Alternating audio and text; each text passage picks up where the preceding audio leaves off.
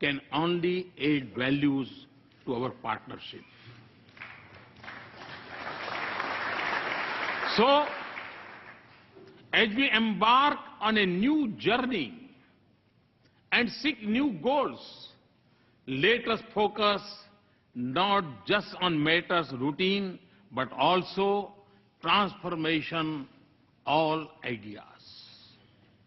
Ideas which can focus not just on creating wealth, but also creating value for our societies.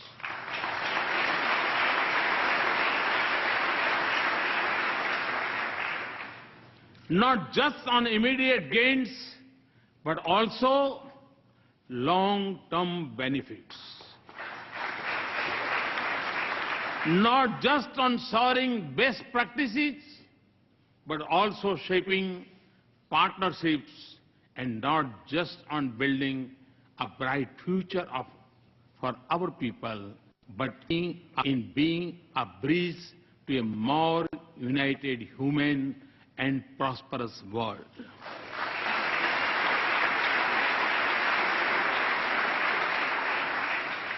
And important for the success of this journey would be a need to view it with new eyes and new sensitivities. When do this, we will realize the full promise of this extraordinary relationship. Mr. Speaker, in my final thoughts and words, let me emphasize that our relationship is primed for a momentous future. The constraints of the past are behind us, and foundations of the future are firmly in place. In the lines of Walt Whitman, the orchestra have sufficiently tuned their instruments. The baton has given the signal. And to that, if I might add, there is a new symphony in play.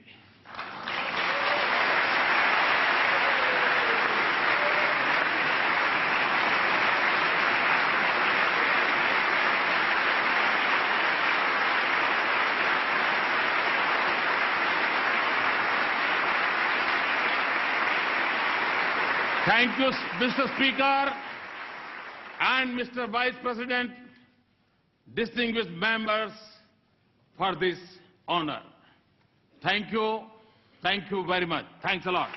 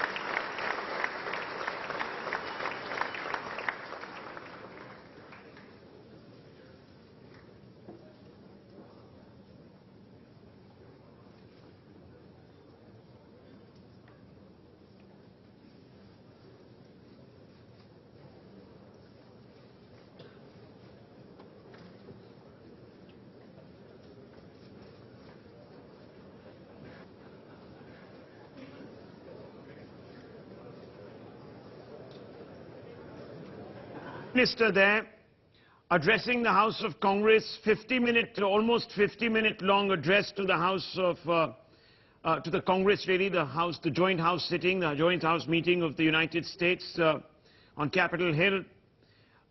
many standing ovations, as many as 10 that we have counted. Applause 69 times rang out around the House, the U.S. House of Congress.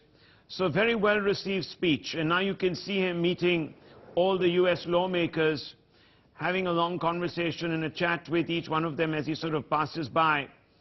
The Prime Minister stressed on 10 or 12 basic points, covering a wide array of issues. Broadly speaking, emphasized plurality and inclusivity, areas where U.S. lawmakers have had concerns with regards to India, but addressed them squarely. Used humor to impress upon the United States to keep borders open, promote free trade, and on the question of immigration. He could have been pedantic, he could have been lugubrious, he could have been sermonizing, but he chose to be witty and used comic timing. Touched upon the IPR issue, something that U.S. lawmakers are concerned about, which is intellectual property rights. He also talked about strategic issues, the pivot to Asia and modernizing global institutions, multilateral forums. Clear reference there in some ways to India's UNSC bid. Touched upon terrorism, strongest message yet to Pakistan from the U.S. Congress, really, floor of the U.S. Congress, very important.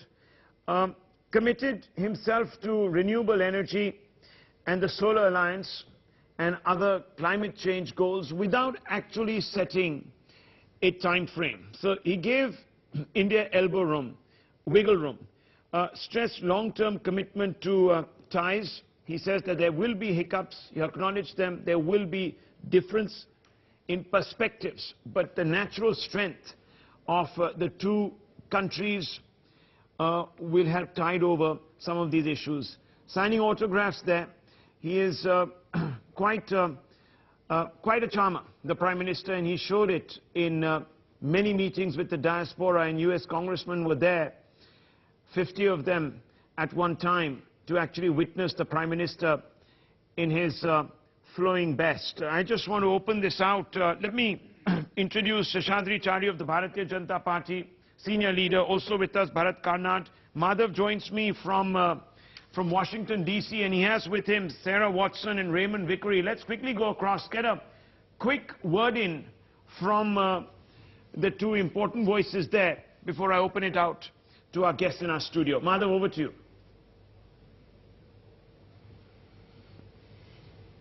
Thanks, Rahul. In fact, absolutely a huge array of issues really that the Prime Minister referred to. In fact, using humor, as you put it, to put across a point of view. But very importantly, he hit quite a few high notes over there, several standing ovations that we've seen. How do you rate the Prime Minister's address? I think it was great. I think that Modi has once again proven that he's a great orator. He hit the right notes. He showed solidarity with the Congress, likening it to his own parliamentary kind of situation. He went from values, very important to establish that at the first, the Tomb of the Unknown Soldier, our common history, on to economics, that some of our best scientists, entrepreneurs are of Indian origin, and then talking about the security issues, both in Act East, in terms of what happens in the Indo-Pacific region, a solid anchor, he said, and then talking about the concerns on Afghanistan and finishing up with terrorism. So he covered an awful lot of ground, but he did it very gracefully, very well, and I think it was just a terrific speech. Right. Thanks, Ray. Let me also get a quick word from Sarah. Sarah, how do you look at what the Prime Minister spoke about, from references to Martin Luther King and Gandhi, as well as Walt Whitman? I mean, there's a lot of references the Prime Minister made over there. Really, in many ways, in fact, he's practically covered the whole gamut of issues between India and US. He really laid an excellent foundation for the cultural shared values. So making the link between Gandhi and Martin Luther King, that got him a huge standing ovation. It's a fantastic strategy for trying to show how India and America have this shared history that could be a foundation for future cooperation. Right. What about in terms of defense? Really, as you mentioned, Arlington was an important aspect. We're talking about Limois. And this kind of situation, clearly, defense cooperation between the two countries, when you talk about issues related to terror, cybersecurity, etc., these are important issues as well. Absolutely. I think he's definitely broadening the field. His emphasis on space and also on cyber, he mentioned both of them multiple times. That's really showing it's not even just about the maritime arena. It's about everything from cybersecurity right up to satellites and missiles, and it's showing that he's willing to put everything on the table when it comes to U.S. defense cooperation. We'll also get a quick word from Raymond. Raymond, very quickly, you also know that how he referred to IPR, that humorous way talking about yoga. But really, these are important issues. There are important concerns. The Prime Minister is trying to address them and put across the point of view of India as well. There's no question about that, and using humor is a really good way to show that there's a shared concern about matters. I thought he was particularly eloquent and deft when talking about the civil nuclear project and how it had changed the color of the leaves. He also tried his very best to put to rest that nothing has happened in terms of actually producing electricity from civil nuclear over the past 8 years. He talked about that it was a reality. As we know, Westinghouse is going forward with 6 nuclear reactors in Andhra Pradesh now.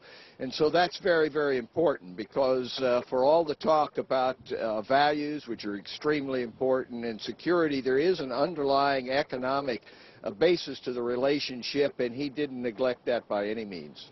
Also, when he spoke about obstructionism and how he faces that back home in India, clearly, of course, the reference was also to reforms and the impatience that a lot of skeptics have about India and the slow pace of reforms. There's no question that Modi was in full American campaign mode, if you will. He has been criticized sometime for being too American in his approach. In this situation, it really very much served him well. So I think that the fact that he was able to draw those relationships was very, very important.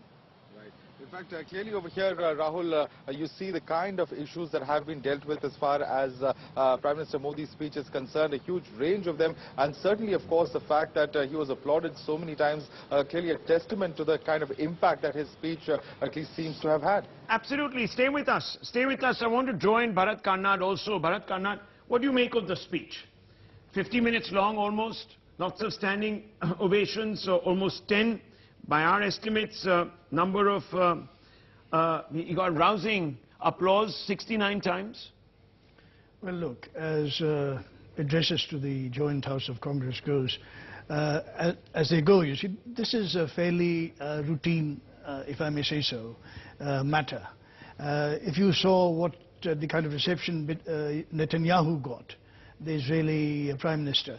So, the point I'm trying to make is that these are symbolically pregnant affairs and suggest a certain political future in terms of cooperation, partnership and so on that the Prime Minister stressed. This is also routine, the kind of standing ovations and but you can't and so deny on and so that forth. you can't deny that India is once again back in the American imagination. It had fallen off the map in the latter years of the UPA. But it's back. Let's at least recognize that. No, my point is that I was there when Atal Bihari Vajpayee, addressed the Congress in 1998.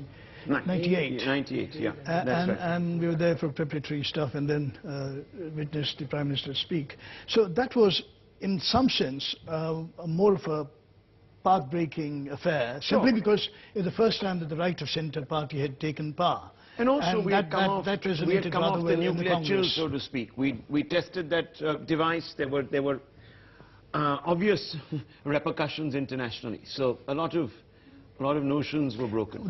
Just one thing. I think what the Prime Minister's speech really reflected was, in some sense, the fascination that aspirational India has about the United States.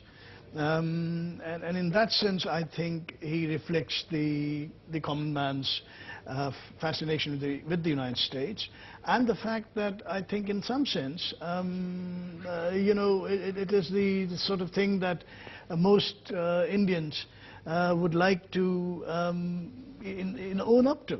Okay, own up to. Sheshadri Chari, your view. Michael Kugelman also joins the panel. Yes, go ahead.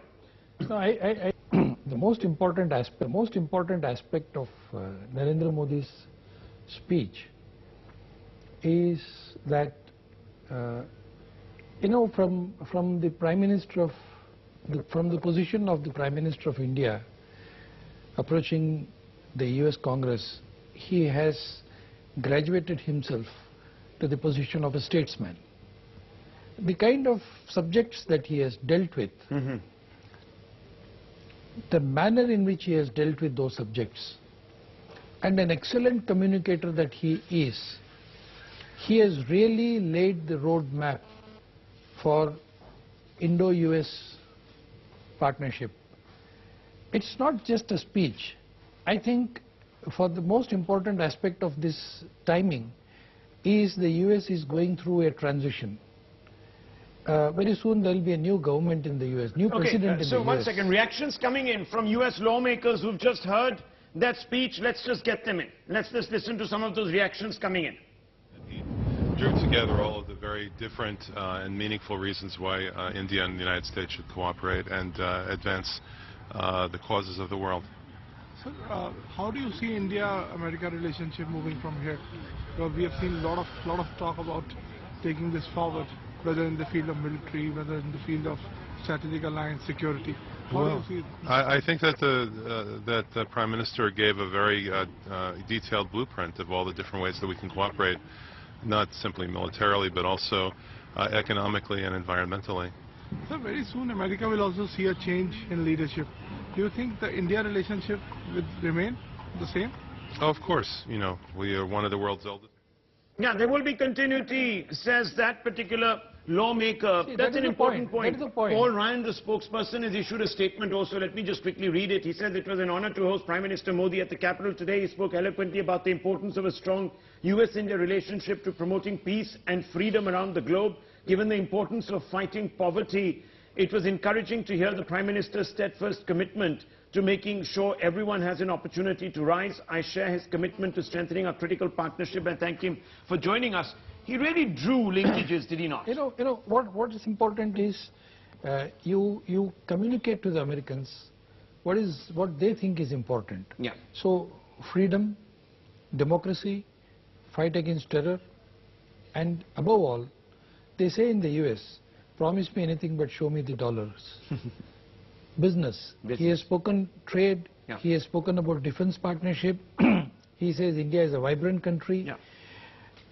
125 million Indians. He said stronger India is in America's interest. And the most important thing is he has still spoken about the smart cities, connectivity, road, rail, infrastructure, almost everything that the US is looking for. Okay. But at the same time, yeah, we are not just saying that India is a market and come and do business with absolutely us. No, we He's are saying that emphasized. we have to emphasize the importance is not just creating wealth, but creating values. Values. Very important point. So I think he has made out an entire agenda for Indo-US engagement. Okay. Let me bring in strongly, Michael Kugelman. strongly on India's terms. Okay, strongly on India's terms. We'll obviously, that could be debated ad nauseum, but Michael Kugelman joins me, leading analyst in the United States. Michael Kugelman, you've heard that address. Your takeaways?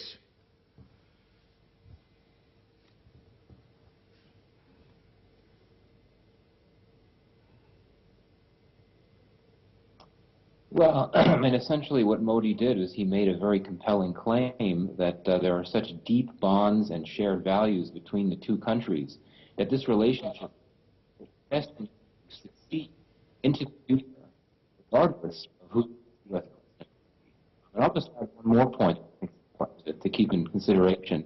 This is a very important audience for Modi to address. And clearly, Modi has already won over the White House. He and Obama have a great rapport. Relations State Department are great, but it's in Congress where some of the biggest sources of tensions in this relationship have emanated. You think about some of the recent criticism of India's human rights record came from Congress. You think of some of these policies, this legislation that India discriminates against Indian workers in the U.S. I think that Modi needed to deliver a very strong message to members of Congress to make it very clear that despite the warts and the tensions of the relationship, above all,